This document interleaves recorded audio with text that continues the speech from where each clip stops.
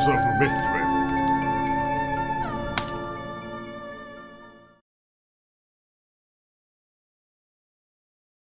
Den of Thieves, read by Skye Alley, Part 6, Standoff. "You have made a grave error, I assure you," Elvin implored the crowd. It seemed that most of the town had gathered now. The main room of the inn was packed with Elvin and Ducky well in the middle of it all. Dervil was brought forward and held there by the guard. "We found her watching Archibald Brownstone's house.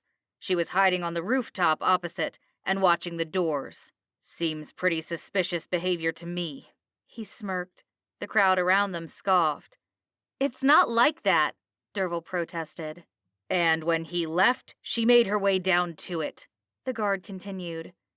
"Really, Warden, it is not like—" Elvin tried to speak, but he was quickly cut across by the guard. "Made her way down to the door, looking around, spying."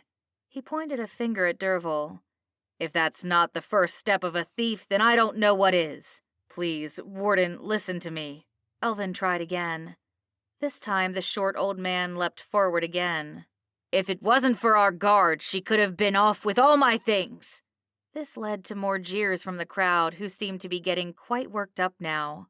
"Please, listen to reason. It was no use, though. Elvin and Dervil seemed to get shouted down no matter what they said. "And I ain't no warden," the guard shouted. "We ain't had a warden posted here for years now." Archibald began to laugh. "No, but you know what we have got?" he said darkly. "Military protection." He sounded the words out almost like a spell. "The barracks watch over this port, and I made sure they knew that there was someone impersonating an officer here. They're on their way to arrest you now." "Now, steady on," Elvin shouted. "I am no imposter." "Oh, yeah." Archibald leapt towards Elvin and began jabbing him in the chest with his long, bony fingers. "Turning up out of the blue, asking all sorts of questions, finding your way into every bit of our town." With each jab, the crowd around them jeered. "If you ask me," he continued, "I'd say we've got them banged to rights." The crowd roared. "I say we don't wait. I say we deal with them while we can." The crowd roared even louder. Sounds of banging and cries of anger were erupting from all around them. All of a sudden, with a loud crash, the room fell silent. Ducky's great sword was buried in one of the tables, and the enormous man looked furious. "Enough!" he shouted.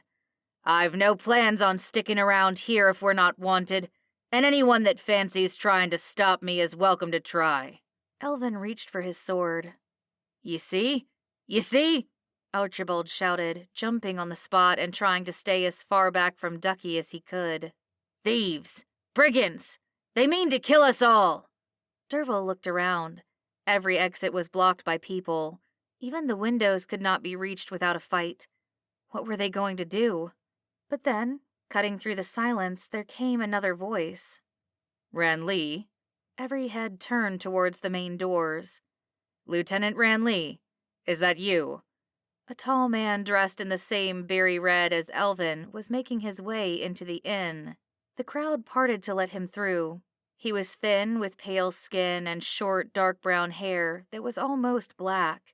At his waist hung a sword, and in his hands he was holding a fire staff, cocked and sparking slightly from its barrel. Behind him came 2 more soldiers, each similarly armed with fire staves. "Captain Gideon." Elvin's voice filled with relief.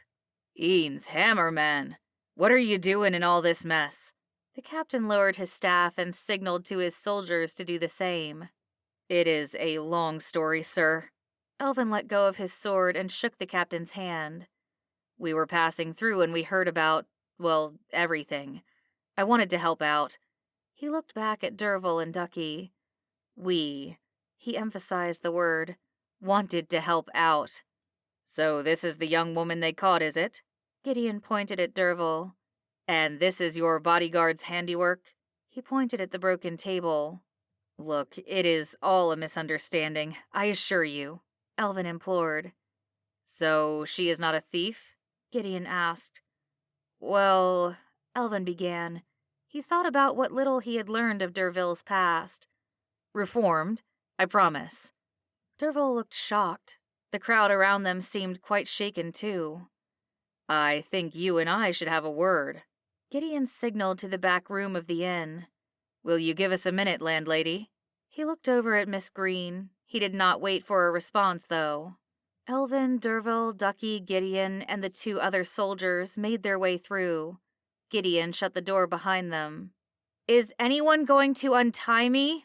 Derville protested. Untie a thief caught casing a property. They would have my commission for that. Gideon snorted. Reformed, eh? I was pardoned. Derville attempted to reach into her pocket. If you untie my hands, I could show you. Gideon looked at her. He reached inside her coat and pulled out a folded piece of parchment and... A hatchet. He looked it up and down, then placed it on a nearby bench. One moment. He read the paper carefully. This is for Alsager. He put the paper down beside the axe. That is miles from here. Gideon sighed and sat down. I cannot imagine that mob out there would accept that as proof of innocence. He gestured to the soldiers. Untie her. I do not expect her to achieve much with the way they have this place surrounded. She really is innocent, though. Elvin spoke up. I assure you, we were just trying to get to the bottom of what has been going on around here. And besides, these robberies have been going on for months, apparently. We got here last night. Got proof of that, have you? Gideon asked half-heartedly. Proof that they would accept, mind you? He looked Elvin up and down. You have picked a strange way to spend your retirement, I must say. Why did they drum you out anyway? I would have thought you could have spent another 10 or 20 years with us. That... Elvin started. He was not sure how to explain it, though. That is another story, sir. I dare say. But look, if you and your, He looked at Derville and Ducky. Friends wanted to take a shilling each right now, then I would have jurisdiction to take you out of here straight away. I ain't... Ducky began, but Elvin raised a hand and signaled him to stand down. No. Elvin stepped in. That is not an option, I assure you. Then what? Gideon looked at him. Believe me, I want to be out of here about as quickly as you do now. Elvin thought fast. Tell them I really am an officer. Explain that I am not an imposter. Put Derville in my custody. Derville sneered at this last remark. Gideon seemed to think it over. Okay, he said with a sigh. But you understand that one more. He paused. Just one more thing, and I will have to arrest you all. My hands are tied here, Renly. If I were you, I would get on the first ship out tomorrow morning. Gideon and his soldiers made their way out to the main room. The sound of shouting could be heard as he settled the crowd. Well, that was close. Elvin turned to the other 2 and tried to smile. Derville glowered at him. Yeah, she said, her voice dripping with sarcasm. Thanks for standing up for my reputation.